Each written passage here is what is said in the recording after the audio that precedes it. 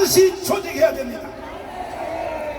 우리가 6개 가입사항으로 1000만을 조직하면 3개월 안에 우리는 재선거를 다시 할 수 있습니다.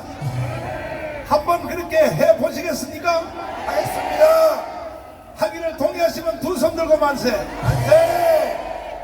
자, 6개 사항에 대하여 지금 틀어드릴 테니까 이게 이제는 4.19 효과가 다 지나갔고 5.16 효과도 다 지나갔어요. 이제는 제3의 혁명이 일어나야 됩니다. 이 제3의 혁명은 강화문만이 할 수가 있습니다. 자, 6개 사항을 꼭 들어주시고 한 달 안에 완성해 주시기를 바랍니다. 들어주십시오. 월 100만원 종신연금, 34평 아파트 원가주택 공급받는 길. 국민 여러분, 월 100만원 종신연금과 34평 아파트 원가주택을 공급받기 원하시는 분들은 다음 사항에 동의해주세요. 첫째, 퍼스트 모바일 통신사 이동에 1000만명 가입. 둘째, 자유일보 1000만명 정기구독 신청. 셋째, 성교카드 1000만명 가입. 넷째, 자유마을 회원으로 1000만명 가입.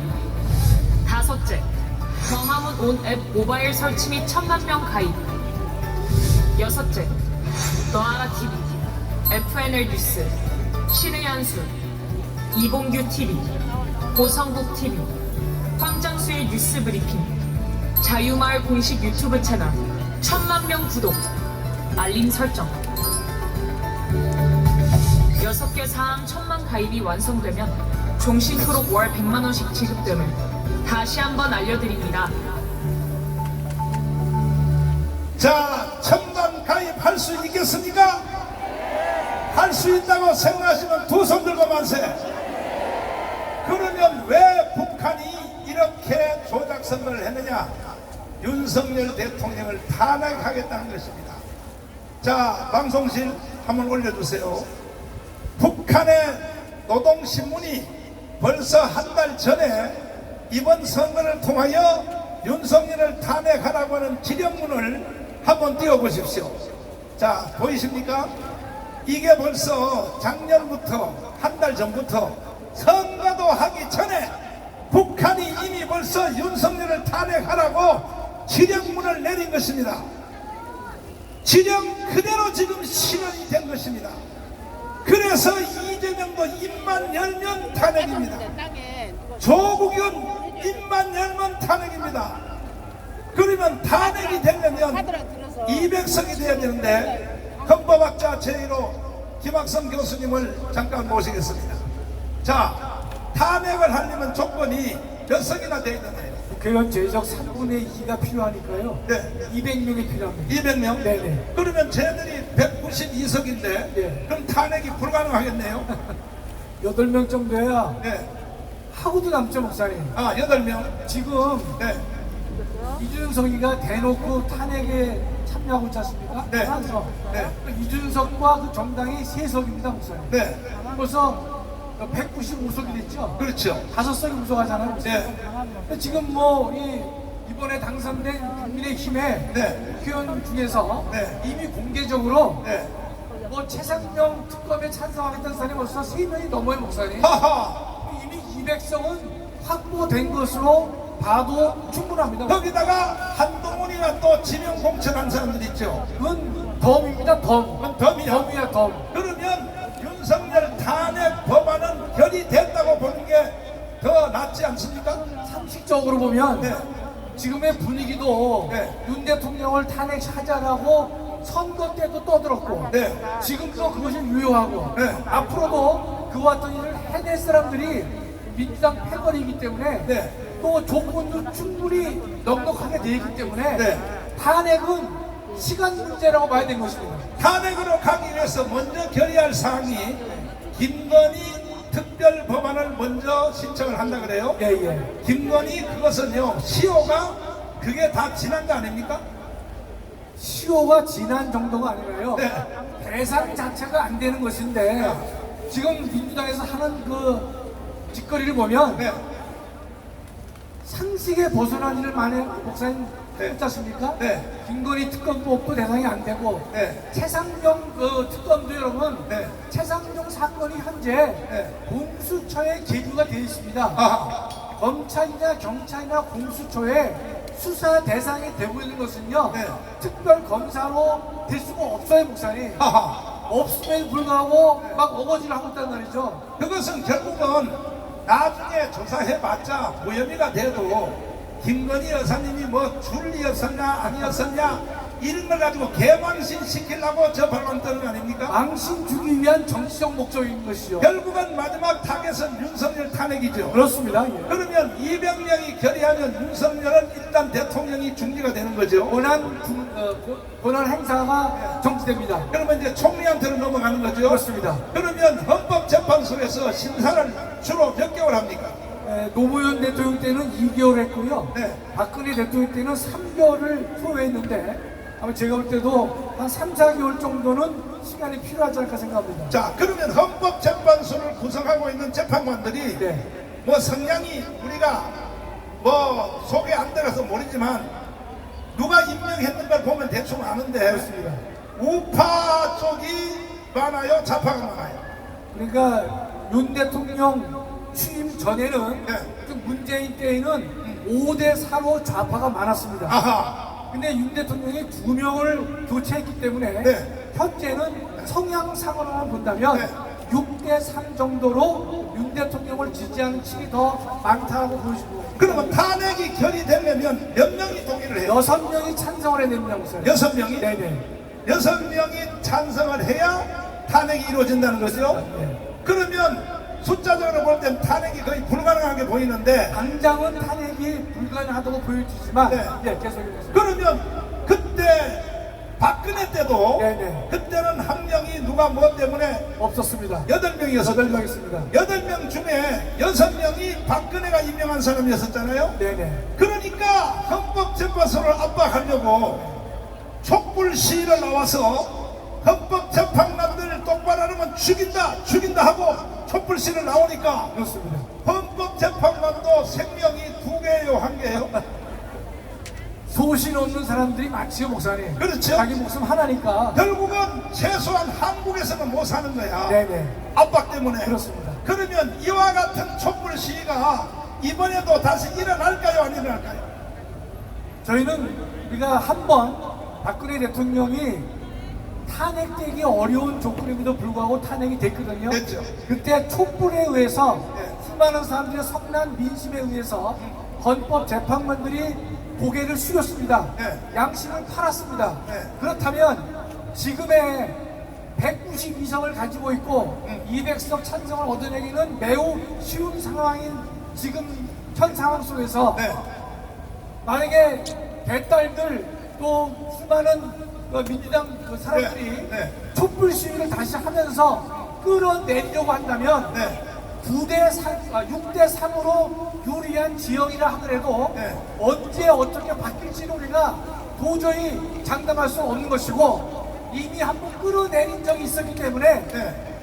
끌어내리지 못한다고 볼 수가 없다고 보는 것이 상식적입니다. 그러니까 현재 헌법재판소의 구성을 보면 네. 이것은 기각이 될 가능성이 많죠. 네네. 인용될 가능성이 없죠. 맞습니다. 그러니까 이제 바깥에서 압력을 넣어서 그렇습니다. 촛불 시위를 하려고 하는 거 아닙니까? 예, 촛불 시위를 하여 헌법재판소 사람들을 기죽이고 네. 겁을 주려고 예, 예. 나오는데, 자, 강원 애국 국민 여러분, 저들이 촛불 시위로 나올 때 여러분과 저는 맞짱을 뜨러 나오기를 동의하시면 두 손 들고 만세. 아멘. 어느 쪽이 많은지 대결 한번 해보자는 거야. 촛불 시위가 많은지 광화문이 많은지 우리 한번 붙어보자는 것입니다. 아멘. 그래서 저는 선제적 조치에 대하여 명수입니다. 그리하여 우리는 윤석열을 대통령을 만들었습니다. 평택의 개딸들을 쳐냈습니다. 이것은 선지자적 능력으로 예견을 빨리 해서 선제적 조치를 했기 때문에 우리는 이겼습니다. 그러므로 저쪽에서 촛불 시위를 나온다는 징조만 나와도 1천만 우리 모든 강원 세력들은 다 뛰어나와야 되는 것입니다. 동의 동의하십니까? 자, 4.19에 대해서 한번 네. 물어보겠습니다. 예. 4.19는 3.15 부정선거 때문에 일어난 것이죠. 그렇습니다. 예. 그런데 사실은 처음에 4.19는 일어날 때에 네. 학생들이 일어날 때에 이승만 하야가 아니고 그렇습니다. 부통령 선거를 새로 해달라. 당시에 이승만 대통령을 선출하는 것은 네. 무투표 당선이나 마찬가지죠. 안동 후보죠. 네, 후보가 하나였기 때문에 그렇지. 선거 부정은 애당초 존재할 수가 없었습니다. 그렇죠. 그렇습니다. 그러니까 이제 부통령 이기붕 선거 그렇습니다. 예. 이거 다시 해달라가 네네. 이렇게 주장을 하다가 예. 불과 3일 전에 네. 저 남도란 출신의 서울대 교수들이 나와서 갑자기 주제를 획 돌렸는데 하야까지 해달라고 구호가 바뀐 것이죠. 그렇죠. 예. 그러니까 저 좌파 빨갱이 종북 저놈들은 갑자기 주제를 바꾸는데 이게 선수권자입니다. 도사입니다. 먼저 박근혜가 탄핵될 때도 문재인 이놈도요 청바지를 입고 앞에 앉아 있다가 뭐라고 말했냐 기자한테 그래도 헌정 질서는 깨면 안 된다. 네. 탄핵을 하면 안 된다. 처음에 문재인이 그렇게 말했어요.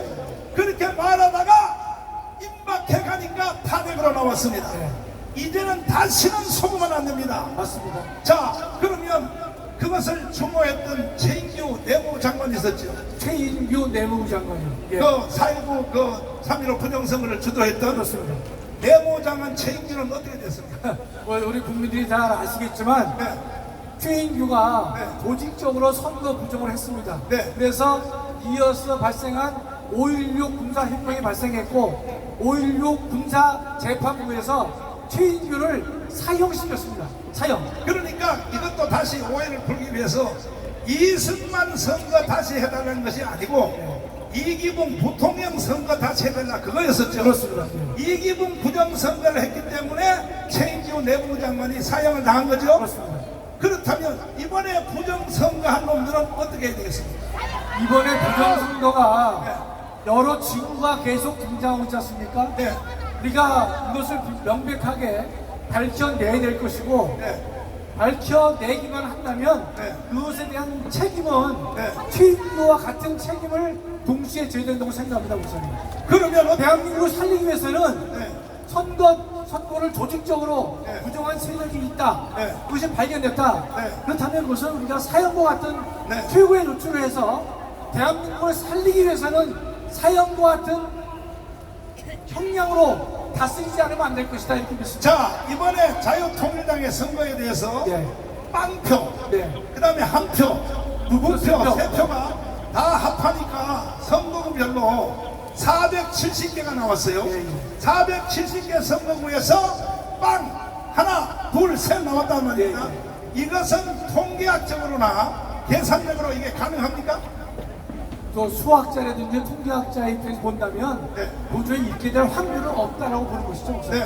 전 또 하나 여러분 아시다시피 선거 여론조사 금지 기간이 있었는데 그때 우리와 관계가 소원한 리얼미터에서 네. 우리가 5.9%를 지지를 받고 있다라고 언론 보도를 했습니다. 처음에는 3.2% 3.7, 3.7 4.3, 4.2 그다음에 5.0, 5.0 5.3, 나중에 깜깜이 선거할 때는 8% 9%까지 갔죠. 5.9까지 나왔었습니다. 5.9까지. 그것이 일관되게 상승 곡선을 걷습니다. 네. 상승 곡선을 걷다고 하는 것은 계속해서 지지율이 높을 수밖에 없다는 것을 우리가 상식적으로 네. 판단할 수 있을 터인데 여러분 6%만 나온다 하더라도 3천만이면 180만 표가 나와야 되는데 몇 석? 180만 표가 되고 그렇죠. 그러면 이번에 이준석이가 102만 표를 얻어서 2석을 얻었습니다. 네. 180만 표라면 네. 4석까지는 얻을 수 있는 그런 표인데 우리는 64만 표를 얻었기 때문에 네. 여러분과 저와 모든 사람들은 처참한 마음을 금할 수 없었고 선거 결과에 대해서 우리가 도저히 믿을 수 없다 그런 마음을 갖지 않을 수가 없던 것입니다. 자, 우리 당에 돈을 1,000원 이상 내는 진성당원, 그 다음에 일반 당원, 그 다음에 협력당원을 합치면 약 150만이 넘는 거거든요. 우리 당에 협력당원까지. 그리고 준협력당원까지 지금 700만입니다. 700만 표가 어디 갔냐는 거예요. 도대체가 64만으로 나왔다는 거죠. 이러면 이것은 이번에 부정선거에 개입한 사람은 반드시 처형을 해야 되는 것입니다. 아멘. 동의하십니까? 이 모든 목적은 하나의 지점으로 딱 합해 있습니다. 뭐냐? 윤석열을 아웃시키고 대통령을 남은 3년 동안 없애버리고 지들이 대통령 먼저 하려고 결국은 이제 됐다고 했는데 어떻게 보십니까?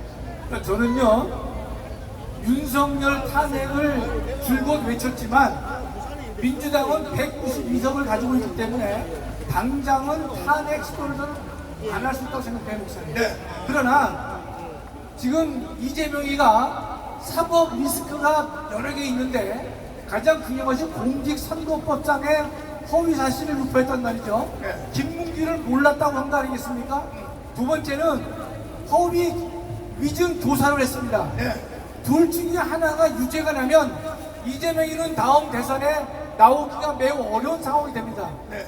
그렇기 때문에 저는 민주당이 당장은 힘을 가졌기 때문에 네. 윤석열 대통령을 조롱하고 고통을 주고 힘들게 만드는 일을 하다가 1년쯤 됐을 때 여차하면 공직선거법 위반의 선고가 난다든지 위증교사에 열심히라도 선고가 났을 경우에는 이재명이가 사법 리스크를 가지고 있기 때문에 그때는 전면적으로 붙어서 윤석열을 탄핵해서 끌어내려가지고 61일에 후임자를 뽑도록 하는 지난번의 선례를 그대로 적용하지 않을까 이런 생각을 합니다. 우리는 윤석열 대통령을 지켜내야 됩니다. 아멘.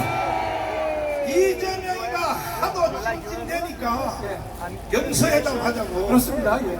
그러니까 더러워서 그렇습니다. 윤석열 대통령이 네. 이재명한테 어제 전화해서 네, 네. 뭐 5분 동안 네. 좋다 네. 그럼 만나러 와라 네. 했는데 그러면 영수회담이 이루어지면 이거는 내 친작인데 어떻게 생각하냐 물어보겠습니다. 대통령 3년 동안 다 하게 해줄 테니까 나를 깜방하면 넣지 마시오. 이거 두 개 거래하려고 하는 거 아닙니까? 목사님 아까 말씀하셨거든요. 네. 근데 너무나 정확한 말씀하신 게 목사님. 그래요? 네. 아주 네. 이 정치적으로 목사님 네. 아주 정확한 말씀하신 거예요. 그래서- 하시면 보장해 줄 테니까 네.